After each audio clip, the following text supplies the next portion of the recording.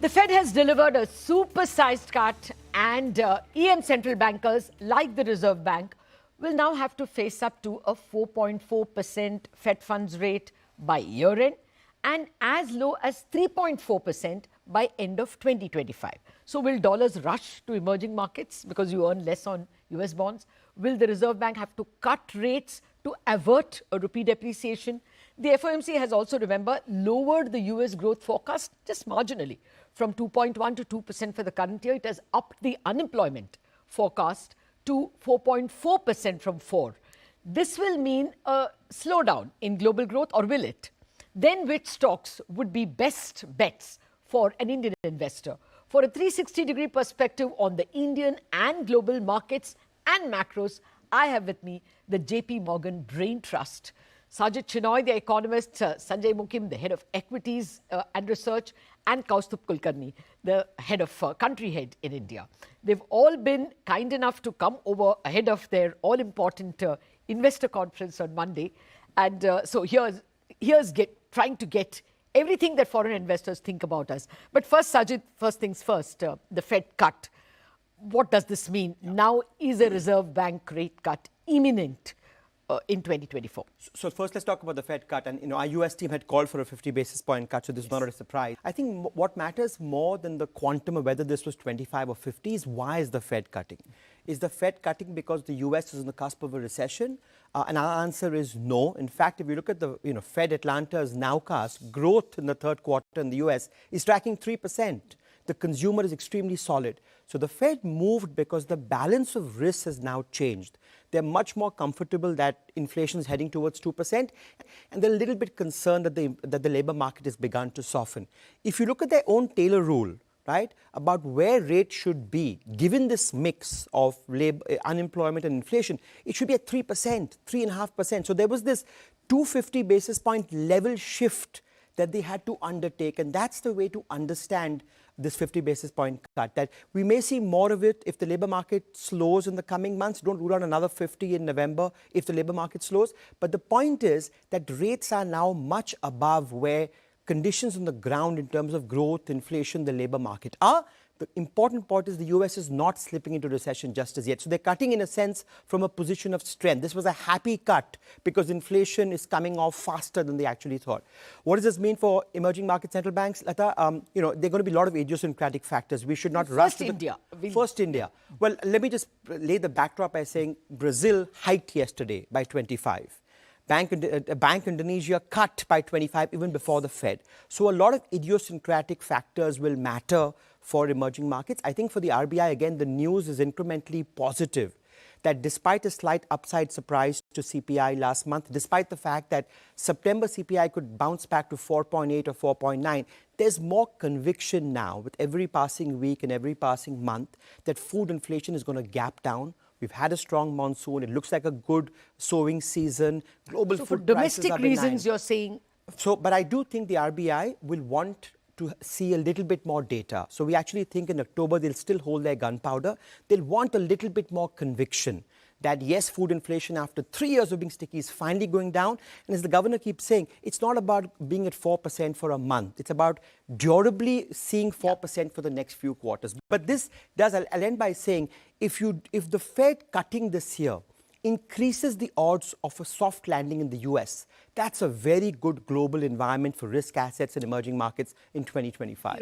Our viewers are dying to hear what it does to Indian stocks. But very quickly, would you believe that there is still a global cloud on Indian growth? The domestic factors are pro-growth, yes, but there is a global slowdown? No question that, yes, the US is holding up, but look at the other parts of the world. There's been a lot of US exceptionalism. Europe has been soft. China continues to soften. So global growth is going to soften. And as we saw in the latest trade report, we won't get the same tailwind from exports that we have been getting over much of the last 2 years. Okay. Well, with that, let's come to the area where we are, immediately interested in stocks. Sanjay, I read your report on how India is in a late cycle of the business cycle. First, just explain to us before I bring the Fed in. Well, look, we've seen for the last few years in India very strong stimulus support, very strong economic growth, upgrades which are rare in India to earnings estimates and companies beating forecasts. that seems to have faded away, Lata, right? And in The first quarter saw downgrades. That's right. And a significant number of downgrades, which actually is very rare for 1Q. We normally see downgrades in 3Q and 4Q towards the end of the year, but we've actually seen misses and downgrades in 1Q. We've also seen the downgrades to the GDP number, for example, as well. And that's one of the reasons we are talking about slightly late cycle dynamics in equity markets. Of course, we've stopped talking about valuations because, that signal has been flashing red for 2 years now.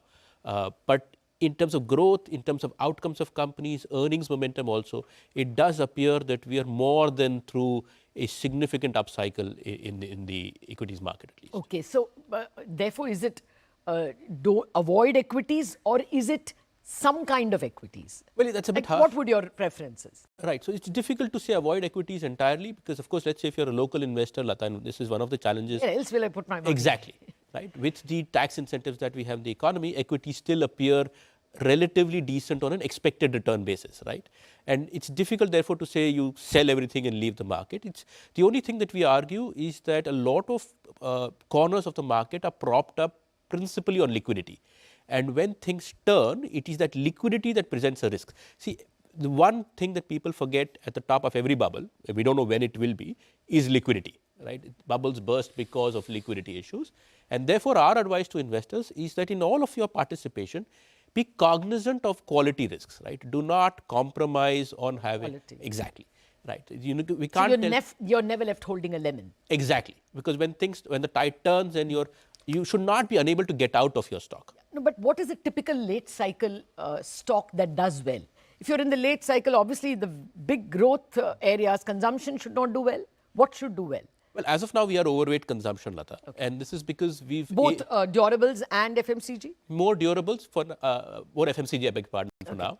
And this is because we expect the K-shaped recovery that we've had post-COVID to converge a little bit. We're starting to see a little bit of signs of it. It's still very early to kind of convincingly argue it, but there is hope that this might happen. So we are actually overweight the staple stocks. And what else? We like real estate, for example. We think the momentum, again, going back to the argument, where else will you put your money? The equity market benefits from it. The real estate market should also benefit from it. We are overweight healthcare. We also like, so we are not very keen, let's say, on the IT and material space as of now. No, I would assume healthcare is a late cycle preference. It's a defensive. It is. I want to come back on whether the K is converging, and even slightly. But before that, Kaustubh, the big point is that FIIs are not flowing into Indian equities as much as they're even flowing into Indian debt. When you look at the data around, quite a few GEM funds are, not up to the weight they should be, rather underweight India's, weightage in, for instance, MSCI. What's your sense about how they will behave now? Do you expect that now, with the dollar also weakening, will there be a FOMO and they rush in? I think it's true that relative to the MSCI weightage that India has, FI ownership is still, at least depending on the day, 2 to 3% lower than what it should be. But a big reason for that is the weights for India have increased meaningfully compared to where they were 3 years ago. Two, Indian market and FI, a number of the largest FIIs understanding of the Indian market was reasonably limited to around 75 to 100 of the larger liquid stocks, as Sanjay mentioned. Whereas, as we know in India in the last 3 to 4 years in particular, the breadth of the market and number of companies which have created excess returns is way, way larger than just the 75 or 100 companies. FIIs therefore have to go through their own recalibration and understanding of the market in India. Once they're able to do that, and that's where we are seeing so much more interest from FIIs to understand exactly what's happening. Because of the change in weightage, they have to do more work. But equally, they have to do a lot more work in terms of the complexity and the breadth of the stocks that they have to start covering. We think they are doing active work, and hopefully, I think, therefore, the money will follow once they finish the work. What about large banks? I mean, Sajid is saying that if not a rate cut in October, it's somewhere there in the horizon. What does that do to your view of financials? Well, I think most foreign investors, of course, have a decent exposure to financials already, right? And this is a legacy exposure. It's a macro view, take an economy to just go buy a set of banks in the country. That's how it's played out for many years now. And what we're seeing, of course, is banks are best placed on the valuation filter, Lata, but on the growth momentum, naturally, there has been a significant slowdown. right? In the terms of the YOY growth that you got in 22 and 23, the growth we are now getting out of banks is much more meager. So the debate you have in the investment sort of ranking, this looks great on valuation, but the growth number is perhaps no longer as exciting as it used to be. Now, our pushback is, look, relative to growth valuation or a PEG ratio. You may prefer NBFC in that case, no?